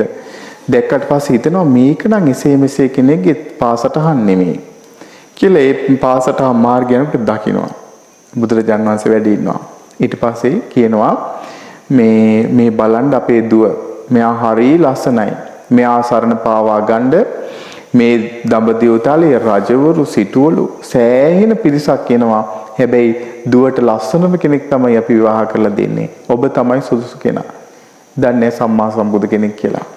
ඊට පස්සේ බුදුරජාණන් වහන්සේ දේශනා කරනවා ওই රූපේ ගැන දේශනා කළා කියනවා මම අතින්තිය මේ අසූචි පිරෝපු කලයක් වගේ මේ රූපේ පයින්වත් ස්පර්ශ කරන්නේ නැහැ කියලා. අතින්තිය පයින්වත් මම ওই ශරීර ස්පර්ශ කරන්නේ මාගන්දියා වෛර බැඳගත්තා මගේ රූපෙට ගැරහෙව්වා කියලා. අම්මයි තාත්තයි බුද්ධිමත් දැනගත්ත බුදුරජාණන් වහන්සේ මේ කට්ටිය අවබෝධයක් කරා යනවා කියලා රූපේ උපමා කරගෙන ධර්මයේ දේශනා කරා. දෙන්නම මාර්ගඵල ලැබුවා. එතකොට බුදුරජාණන් වහන්සේ ගැන අරයා වෛර එකම පවුලේ අය බලන්න. අරයා භාග්‍යතුන් වහන්සේ කෙරෙහි වෛර බැඳගෙන සාමාවතී බිසව ඇතුළු 500ක් මේ මාලිගාවේ බුදුරජාණන් වහන්සේ සරණ ගියා කියලා දැනගෙන ඒ අය මාලිගාවට දාලා ගිනි තියලා අය නිරේ ගියා. අම්මයි තාත්තයි අනාගාමි වෙලා ගිහිලා ඉපදුනා බ්‍රහ්ම ලෝකේ. එකම පවුලේ අය. එතකොට හිතනද අපි මේ එනකොට යමල්ලා කියලා දක්කාගෙන ඉන්න පුළුවන්ද ගෙදර ඉන්න අය ඔක්කොම? කිව්වට එනවද? නෑ සමහරට බෑ ඉතින්. ඒකට සසරේ රැස් කරපු සංස්කාර තියෙන්න ඕනේ. තමන්ට පින තියෙන්න ඕනේ. එකම ගෙදර සුගතිය යන කට්ටිය එකම ගෙදර නිරේ යන කට්ටිය ඉන්නවා. බුද්ධ ශාසනය ඕන තරම් ඉන්නවා. නන්දක උපාසකට මේ දානේ මෙහි පූජා කරනකොට භාග්‍යතුන් වහන්සේ දුසන්න ඔය පූජාවන් පවත්වනකොට දිව්‍ය මාලිගා පහළ වෙනවා දිව්‍ය ලෝකේ. දානේ වළක්වලා රේවති පණ පිටින් ඇදගෙන ගියා. රේවති මේ ඇදගෙන යනවා යමපල්ලෝ ඇවිල්ලා. ඇදගෙන ගිහිල්ලා කියනවා මේ බලපං. උඹේ මිනිස්යාට පහළ වෙච්ච දිව්‍ය විමානය කියලා දිව්‍ය ලෝක ඉස්සලා නැගිලා පෙන්නනවා. ඊට පස්සේ මෙයා කියනවා ආහා එහෙනම් මගේ මහත්යට නම් ඔක පහළොනේ ඔක අයිති මට කියලා. දිව්‍ය ලෝකේ නතර වෙන්න හදනවා. පුළුවන් ද නතර වෙන්න? නෑ. ඇදගෙන ඇවිල්ලා කියන උඹට අයිති උතර නෙමෙයි කියනවා. උඹ සංඝයාගේ දාණය වැළැක්කුවා. සංඝයාට දන් දෙන එක නතර කරා. උඹට බොහෝ කාලයක් නිරේ පිච්චි ඉන්න තියෙනවා කියලා ඇදගෙන ගිහිලා දානවා අවීචි මහා නරකාදියට. රේවති අවීචි මහා නරකාදිය පැහෙද්දී නන්දක උපාසකතුමා දිව්‍ය විමාන පහළ වෙලා දිව්‍ය ලෝකෙ සැප ලබනවා. එකම ගෙදර හිටපු දෙන්නා. එතකොට උරුම කරගත්තා දෙපැත්තක්. ඉතින් අපිටත් ඔහොම ගමනක් තියෙන්නේ. ඒ නිසා අපි සියලු දෙනාම එකතු වෙලා රොත්ත පිටින් යනවා කියලා එකක් නැහැ. අපි තියෙන විදිහට අපිට බේරෙන්න පුළුවන් විදිහට අපි බේරෙනවා. අපිට සසරේ එනකොට අම්මලා කොයිතරම් හම්බෙන්නේ නැද්ද? තාත්තලා කොයිතරම් හම්බෙන්නේ නැද්ද? අපි මේ කයෙන් කොයිතරම් දරුවෝ හදන්නේ නැද්ද? පිරිමිත් එහෙමයි ගෑනු කට්ටියත් එහෙමයි. හැම ආත්මිකම පිරිමි ආත්මයක් ලැබුවා කියලා නෑ. අපේ ආනන්ද ස්වාමීන් වහන්සේත් එක ආත්මික කාන්තාවක්. එහෙම. ඒ නිසා අපි මේ ශරීරයෙන් කොයිතරම් දරුවන් හදන්නේ නැද්ද? අපි කොයිතරම් දරුවන්ට අම්මලා තාත්තලා වෙලා ඉන්නේ නැද්ද? අපි කොයිතරම් නම් මේ එක විදිහට මේ කය ගෙවල් වගේ අපි පරිහරණය කරන්නේ නැද්ද? කකුල් දෙකක් නේ කකුල් හතරක් තියෙන කයක් එක්ක අපි කොයිතරම් නම් මේ සසරේ ඉන්නේ නැද්ද? ඒ විතරක් නෙමෙයි අපි නිරේ කොයිතරම් ඉපදිලා දුක් විඳින්නේ නැද්ද? අපේ බෝසතාණන් වහන්සේත් එතෙන්ට ගියා. අපි පෙරුම් පුරාගෙන ආපු උත්තමයෝ මුගලන් මහරහතන් වහන්සේ දෙපාරක් නිරේ ගියට වැටුණා. එහෙනම් අපි ගැන කවර කතාවද? ඒ නිසා හොඳට මේකෙදි කරන්න ඕනේ වීර්ය කරලා උත්සාහ කරලා මේ ධර්ම මාර්ගය පුරුදු කර ගන්න ඕනේ. මේ හැම පෝයක් තුළම අදිෂ්ඨාන කරන්න ඕනේ මම හොඳට සිල්පද ආරක්ෂා කරනවා. ඒක මගේ මේ ජීවිතයේ සැපේ පිණිස උපකාර වෙනවා. ඒක මගේ පරලොව ජීවිතයේ සැප පිණිස උපකාර වෙනවා. කවදා හරි මට සංසාර දුකින් නිදහසින් උපකාර වෙන්නේ මේ සීලය කියලා හිතේ තියාගෙන හොඳට සිල්පද ආරක්ෂා කර ගන්න ඕනේ. එතකොට දැන් බලන්න මැරෙන මොහොතේදී මරණාසන්න මොහොතේදී අපිට මේ සීලය බුදුරජාණන් වහන්සේ කිව්වනේ දේශනා කරානේ සිල්වත් කෙනා මේ අසීයෙන් මරණයටපත් වෙන්නේ නැහැ කියලා. දැන් මේ කාලේ ඔය අය දැන් දකින්නවා මැරෙන කට්ටිය නේද කොහොමද මැරෙන්නේ කියලා. සමහර කට්ටිය නන්දොඩ වෙනවා මරණාසන්න මොහොතේදී. මගේ අහවලා කතා කරනවා නැන්දා කතා කරනවා මාමා කතා කරනවා මට අඬ ගහන වෙන්න කියලා. දැන් අපිට ගොඩාක් මෙහිට ඇවිත් දාන්න දෙන්න කියනවා. අපිට මෙහිමයි අඬ ගහනවා මේ කට්ටිය ගවට මෙහිම කතා කරනවා කියලා කියනවා. ඇවිල්ලා දාණයත් දීලා අපි පින් අනුමෝදන් කරන්න ආවේ කියලා. මේ අඬ ගහනවා මර මැරෙන්න ලම් වෙනකොට වරෙල්ලා කියලා. කොහෙටද දෙන්නේ කියන්නේ? රොත්ත පිටින් ඉන්නේ පෙරේත ලෝකවල. අඬ ගහනවා හිටෙන්න කියලා. කියනවා අපේ ඥාති පිරිස ඇවිල්ලා අපට කතා කරනවා නැන්ද ඇවිල්ලා කතා කරා මාම ඇවිල්ලා කතා කරා හීනෙන් කිව්වා කියලා කියනවා. එතකොට සිල් සමාදන් වෙලා සිල් ආරක්ෂා කරන කෙනාට දැන් බලන්න දැන් මේ අනාථපිණ්ඩික සිටුතුමා. අනාථපිණ්ඩික සිටුතුමා ඊළඟට ඔය අනාථපිණ්ඩික සිටුතුමාගේ දුව සුමනා. දැන් ඒ සුමනා සිටු කුමාරිය අනාථපිණ්ඩික සිටුතුමා දුවලා 3 දෙනෙක් හිටියන් නේද? චූල සුභද්‍රායි සුභද්‍රාලා දෙන්නයි සුමනා. ඒ සුමනා සිටු කුමාරී කලින් නැති වුණා. අඩු වයසින් නැති වුණා. නැති වෙනකොට සකදාගාමී මාර්ගඵල ලැබලා. දැක්කා අනාථපිණ්ඩික සිටුතුමා එතකොට සෝතාපන්න. එතකොට සිහිය උපද්දන්න ඕනේ. දැන් මේ අහනවා මේ දුවේ දැන් ඔයාට කොහොමද මෙහෙම කිව්වේ? දැන් මේ සිටු කුමාරට කතා කරන්නේ සිටුතුමාරි මේ තාත්තට කතා කරන්නේ මලනුවණි. මලනුවණි ගැටලුවක් නැහැ. මලනුවණි කියලා කතා කරනවා මල්ලි කියලා. දැන් අනාථපිණ්ඩික සිටුතුමා හිතුවා මේ සිහිය මේවා වෙලාවක්ද මේ අවසාන මොහොතේ කියලා බුදුරජාණන් වහන්සේට ගිහිල්ලා කියනවා. ඊට පස්සේ කියනවා නෑ සිටුතුමනි දැන් සුමනා ගිහිල්ලා දෙවියන් අතර උපදිලා ඉන්නේ. ඔබට වඩා ඉහළ මාර්ගඵලයක් එය අවබෝධ කරගත්තා. එයා සකදාගාමි.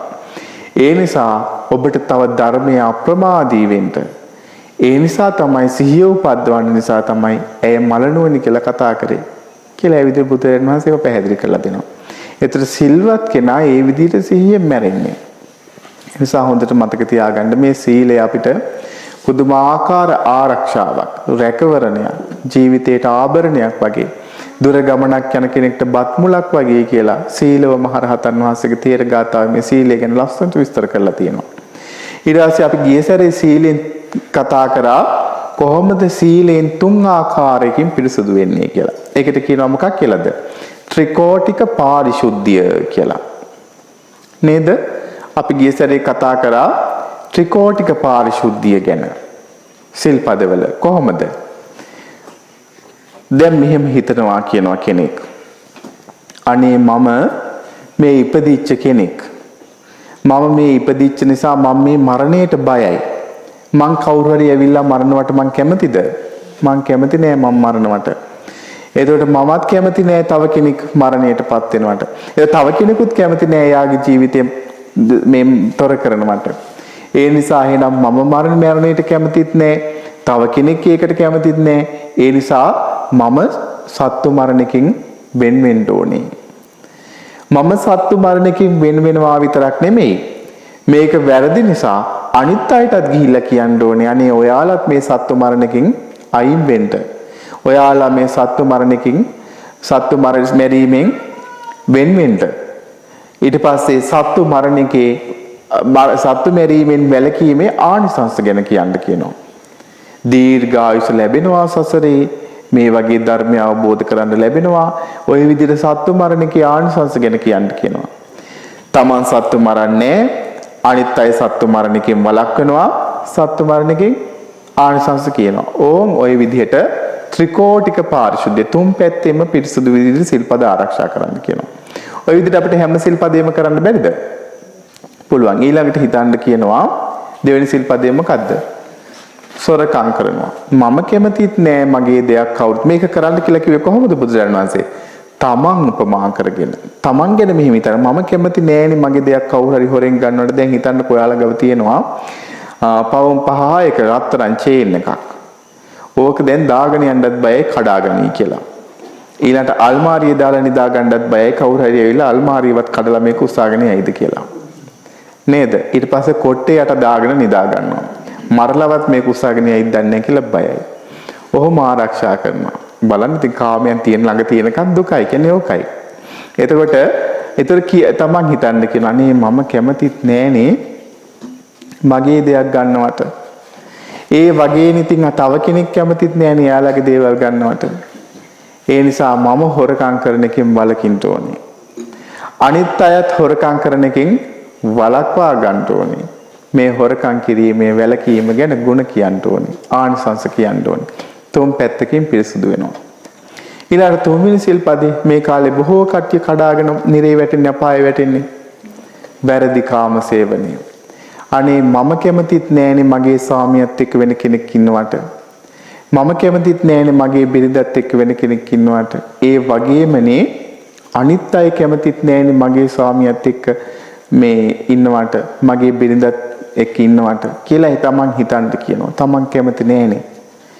එහෙම හිතන්න කියනවා. එතකොට අනිත් එක්කෙනා තමා උපමා කරගන්න කියනවා. වැරදි කාමසේ වෙන්න කියනවා. ඊට පස්සේ කියනවා මේක අයහපත පිණිස පවතින්නේ. තව දැන් බලන්න මේ පතිවෘතාව නැත්තම් මේ බ්‍රහ්මචාරී සීලයෙන් ගණිකාවක් හිටියා මේ ගංගාවක් ජලයෙන් අතර කරා. මේ ජලයේ ගලා බැස්ම නැති කරා. ඒ කියන්නේ එයා මට මතක නෑ කතාව හරියට මොකක් හරි එක වචනයක් එයා මොකක් හරි එකක් අදිෂ්ඨාන ඉතින් අපේ බෝසතාණන් වහන්සේ කොයිතරම් මේ සත්‍යක්‍රියා කරලා තියෙනවද දැන් අපි බලන්න මේ අපි හිතනවා මේ සසරේ එනකොට දැන් බලන්න Tamante ඒ සිල්පද ආරක්ෂා කරන්න අමාරු නම් මේ සසරේ සිහිපත් කරන්ට අපේ බෝසතාණන් වහන්සේගේ හැම කාලෙකම බිරිඳ වෙලා යශෝදරාව කොයි තරම්නම් ඒ බ්‍රහ්මචාරී සීලේ දිවි හිමියෙන් ආරක්ෂා කරන්නේ යශෝදරා රහත් තෙරණිය අවසානට බුදුරජාණන් වහන්සේ ළඟට ඇවිල්ලා බුදුරජාණන් වහන්සේගේ සිරිපා වන්දනා කළා කියනවා මොකද්ද මේ ස්වාමීනි භාග්‍යතුන් වහන්සේට පමණයි මම මේ ලෝකෙන් දෙවෙනි වෙන්නේ රූපේ ඒ වගේ රූපයක් තිබ්බ කෙනෙක්. එතකොට බලන්න කොහොමද සසරේ එනකොට නේද බ්‍රහ්මචාරී සීලය ආරක්ෂා කරගෙන තමන්ගේ ස්වාමීන් ඒ වගේ ඉතින් මේ බඹසර සීලය කියන්නේ පතිවෘතාව දෙවියන් අතර අරයි යනවා. මේ සීල්පද දැන් අපි කියමුකෝ දැන් අපි අහලා තිනවා මිත්‍යා දෘෂ්ටික දෙවිවරු ඉන්නවා. එයාට ධර්මයේ හම්බෙන්නේ වෙන ආගම්වල ඉන්නව නේද කාන්තාවෝ ඉන්නවත් දිවි හිමියෙන් එයාලා බ්‍රහ්මචාරී මේ පතිවෘතාව ආරක්ෂා කරනවා. එයාලා ආගමේ සිල්පද ගැන දන්නේ නැහැ. ඒ හේතුවෙන් එයාලා දෙවියන් අතර උපදිනවා. බ්‍රහ්මචාරී වීම නිසා. ඒක හේතුවක්. ඒ නිසා අන්න ඒ විදිහට තමන් කැමති නෑ තමන් මේ විදිහට තමන් හිතනවා මම කැමති නෑනේ මගේ ස්වාමියාත් එක්ක වෙන කෙනෙක් ඉන්නවට. නැත්නම් ස්වාමියෙක් හිතනවා මම කැමති නෑනේ මම මෙහෙම වෙන කෙනෙක් එක්ක ඉන්නවට. ඒ වගේ කියනවා අනිත් එක්කෙනත් කැමති නෑ. මේ හින්දා තමන් බ්‍රහ්මචාරී වෙනවා. නැත්නම් තමන් මේ කාමයේ වර්ධවා හැසිරීමෙන් වෙන වෙනවා. අනිත් අය ඒකේ සමාදම් කරවෙනවා. ඒකේ ආනිසංස කියනවා. ආනිසංස කිව්වොත් දවසක් කිව්වත් ඉවර වෙන්නේ නැහැ බ්‍රහ්මචාරී සීලයේ ආනිසංස. ඒ හින්දා හොඳට මතක තියාගන්න මේ සිල්පද දිවි හිමියෙන් ආරක්ෂා කරන්න බුදුරජාණන් වහන්සේ දේශනා කරේ අනුමත්තේසු වජ්ජේසු බය දස්වාවි සමාදාය සික්කති සික්ඛාපදේසු අනුමාත්‍ර වරදෙත් බය දකිමින් සමාදම් වෙච්ච සිල්පද දිවි හිමියෙන් ආරක්ෂා කරන්න කිව්වා. ස්වාමීන් වහන්සේ නමක් මේ කැලේ ඉන්නවා කැලේ ඉන්නකොට හොරු කණ්ඩායමක් මේ හොරකම් කරලා මේ පැනලා යනකොට දකින්නවා මේ ස්වාමීන් වහන්සේ නමක් බලාගෙන ඉන්නවා. හිතනවා මේ ස්වාමීන් වහන්සේ සමහරට අපි ගැන ඔත්තුවක් දෙන්න පුළුවන් කියලා. මොකද කරන්නේ කැලේ තියෙන වැල් එකතු කරලා ස්වාමීන් වහන්සේ ගහකට තියලා බඳිනවා. ගහකට තියලා බැඳලා ගහකට තියලා බැඳලා හොරු ටික යනවා. ඊට පස්සේ මොකද කරන්නේ ලැබුගින්නක් ඇවිල්ලා ඒ ගහ ළඟටම ගින්දර එනවා. දැන් මේ ස්වාමීන් වහන්සේට පුළුවන් වැල් වලින් බැඳේ දැන් මේ හොරු ටිකට පැන ගන්න පොඩි වෙලාවක් තියෙන්න ඕන නිසා තමයි වැල් වලින් බැඳලා ගියේ. එතකොට අර වැල් කිරිවැල් අපි කියමු කිරිවැල් කියලා. ඒව කඩා ගන්න පුළුවන් ස්වාමීන් වහන්සේට. හැබැයි කඩාගන්නේ නැත්තේ ඇයි? කඩාගන්නේ නැත්තේ උපසම්පදා ස්වාමීන් වහන්සේලාට සිල්පදයක් තියෙනවා. ගහකොළ සිඳලන්න බෑ. සමාටේ ගහ ළඟම තිබ්බ වැල් වෙන්න ඇති කඩන්නෙත් නැතුව තියලා බඳින්න ඇත්තේ. ගස්කොළ කොළන් සිඳලන්න එපා කියලා සිල්පදයක් තියෙනවා. ඒ සිල්පදේට අපි කියමුකෝ අපිට වැරදිලා අපි යතින් ගහ කතක් කැඩෙනවා. නැත්තම් එහෙම වෙනවා අමතක වෙලා. ඒ සිල්පදේ ආයෙ සම්වර වෙන්න පුළුවන්. තව උපසම්පදා ස්වාමීන් වහන්සේ නමකට ගිහිලා දේශනා කරනවා මෙහෙමයි මගේ අතින් මේ වගේ ආපත්‍යක් සිද්ධ වුණා. ආයෙ මම මේක නොකරනද ස්වාමීන් වහන්සේ දිගේ සම්වර වෙනවා කියලා ඒ ආපත්‍ය දේශනා කරගෙන සම්වර වෙන්න පුළුවන්. පිරිසුදු වෙන්න පුළුවන්. හැබැයි උන්වහන්සේ එහෙම කරෙත් නැහැ. දිවි හිමියෙන් ඒ කුඩා අණු කුඩා කියලා සිල්පද තියෙන්නේ. දැන් ඒ කුඩා අණු කුඩා හැම සිල්පදයක්ම අපි කියනවා ප්‍රාතිමෝක්ෂ සම්වර සීලය කියලා කෝටිය සම්වර සීලය. ඉතින් මේ සිල්පද ආරක්ෂා කරගත්තා. ලැබුගින්න ගහ ළඟටම එනවා. එතනින් නතර වෙනවා. ආයෙ විලින්නේ බලන්න සීලයේ බලය. එතකොට මේක බලයක්. මේක හරියට ජීවිතේට ආභරණයක් වගේ ආරක්ෂාවක් රැකවරණයක්. ඒ නිසා හොඳට මතක තියාගන්න අපිට මේ ලැබිච්ච බුද්ධ ශාසනයේ තෙරුවන් සරණ ගිහිලා සිල්වත් වීම අපිට කොයිතරම් ආරක්ෂාවක්ද රැකවරණයක්ද කියලා. ඒ නිසා හොඳට අපි සිහි කල්පනාවෙන් මේ සිල්පද ආරක්ෂා කරගන්න ඕනේ. අපිට මේ උතුම් ලැබිච්ච දුර්ලභ අවස්ථාව අපි අපේ ජීවිතයට හොඳටම රැකවරණය සපයාගෙන මේ ගෞතම බුද්ධ ශාසනයේ පිහිට පිරිසන්න රැකගන්න ආරක්ෂාව සපයාගෙන බොහෝ කුසල් දහම් දියුණු කරගෙන ගුණ ධර්ම ඇති කරගෙන ඊළාට සීල සමාධි ප්‍රඥා විදියට මේ ආර්ය අෂ්ටාංගික මාර්ගය පුරුදු කරගෙන දැන් අපි ආර්ය අෂ්ටාංගික මාර්ගය කතා කරා. ඒක දැන් අපි කතා කරා සම්මා දිට්ඨි සම්මා සංකප්ප ගැන කතා කරා. නෙක්ඛම්ම සංකප්ප ගැන කතා කළා නේද? මෙච්චර කතාව දිගට ගියේ. ඊළඟ නෙක්ඛම්ම සංකප්ප ඊළඟට අව්‍යාපාද සංකප්ප. අව්‍යාපාදී කියලා කියන්නේ මොකද්ද? ව්‍යාපාදී කියන්නේ තරහට.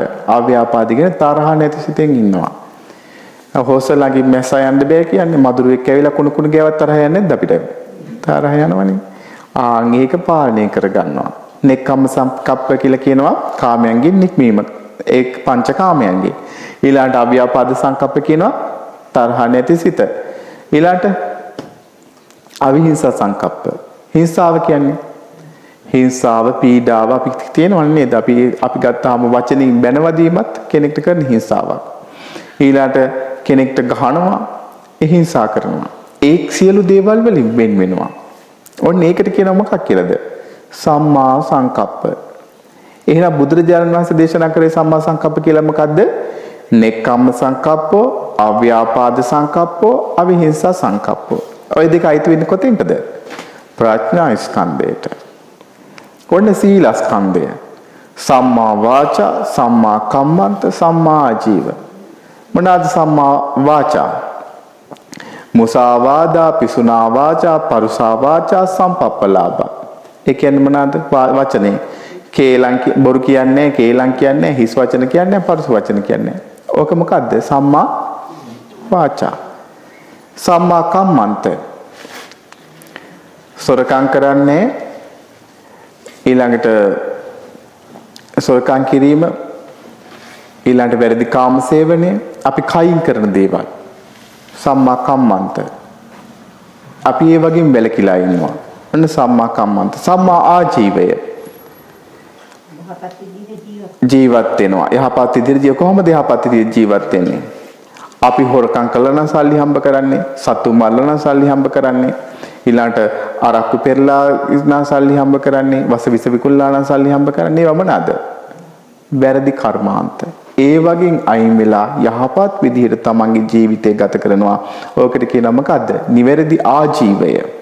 යහපත් ආජීවය. නිවැරදි විදිහට ජීවිතය ගත කරන ධාර්මිකව බුදුරජාණන් වහන්සේගේ පා කියලා තියෙන දේවල් තියෙනවනේ කර්මාන්ත උනත් කරන්න. ඒ වගේ අත් මිදිලා නේද? සතුන් විකුණන එක, මස් සඳහා සතුන් විකුණන එක ඔන්නෝම භාග්‍යතුන් වහන්සේ පා කියපු දේවල් තියෙනවා. ඒවා කරන්නේ නැතුව තමන්ගේ ජීවිතය යහපත් විදිහට ගත කරන සම්මා ආජීවය. එතකොට කියනවා ආජීව පිරිසුදුයි. ඊට පස්සේ ඔන්න ඔය අයිතුන අයිති වෙනවා සම්මා වාචා, සම්මා කම්මන්ත, සම්මා ආජීව. දැන් දන්නේ දෙවිත් කාරණා මේ මාර්ගාංග. ඕවට කියනවා සීලස්කන්ධය.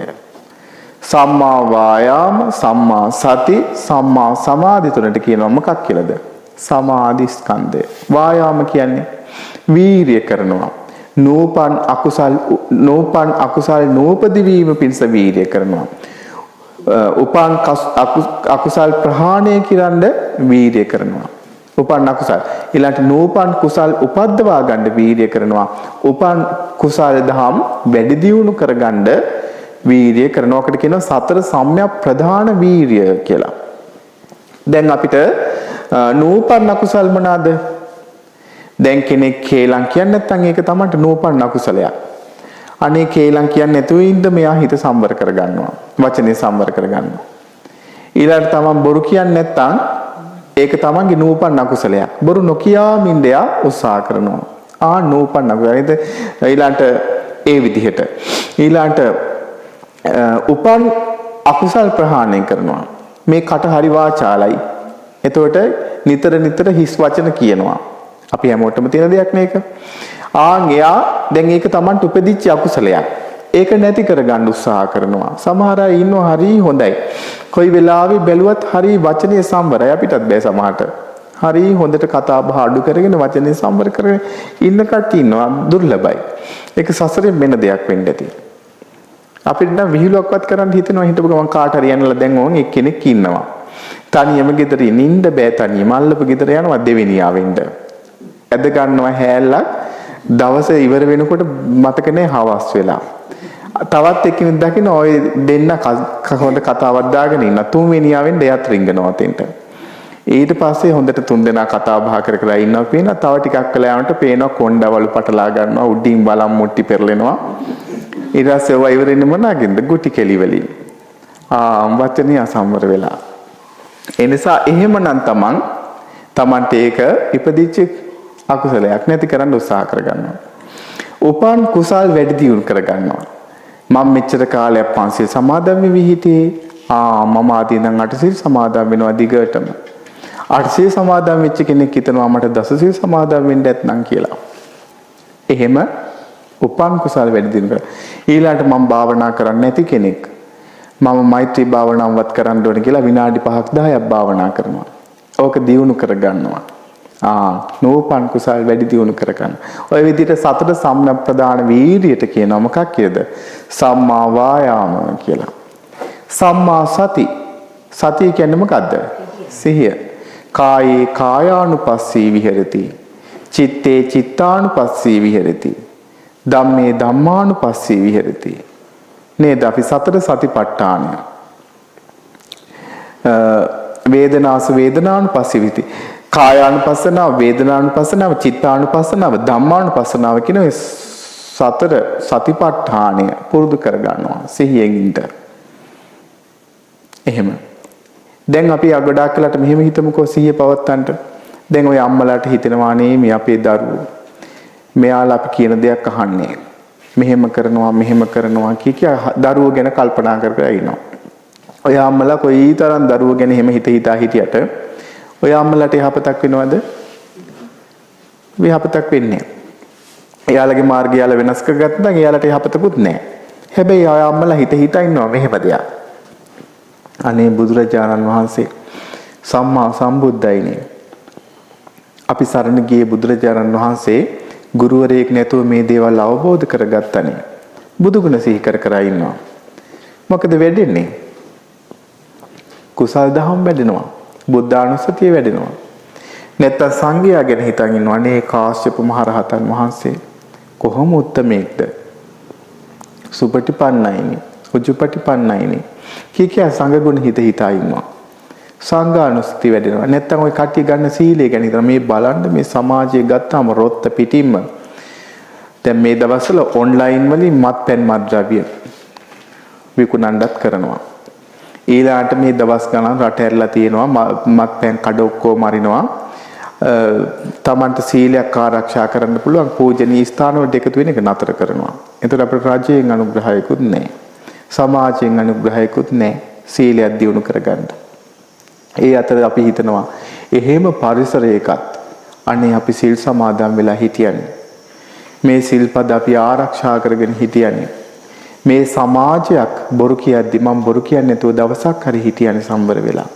හවසට හිතනවා සීලය ගැන. සීලානුස්සතිය වැඩෙනවා. එහෙම තමයි අපි චිත්තානුපස්සනාව. අපි මේ සතර සතිපට්ඨානය පුරුදු කරගන්නේ. සතර සතිපට්ඨානය. ඕකට තමයි කියන සිහියෙන් ඉන්නවා කියලා.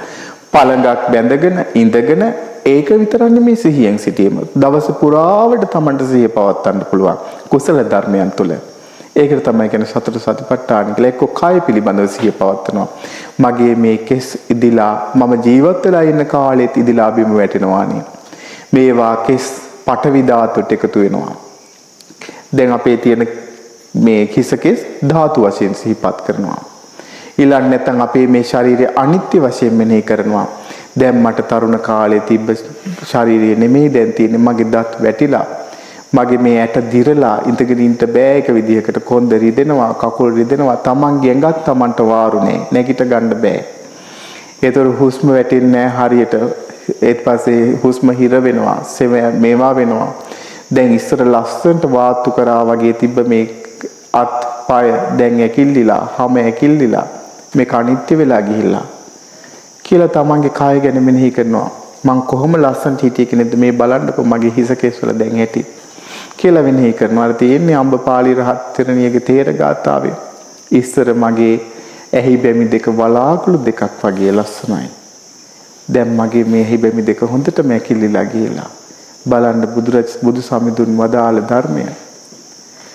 ඉස්සර මගේ කොණ්ඩය හරියට දියැලක් වගේ කඩා හැලෙනවා.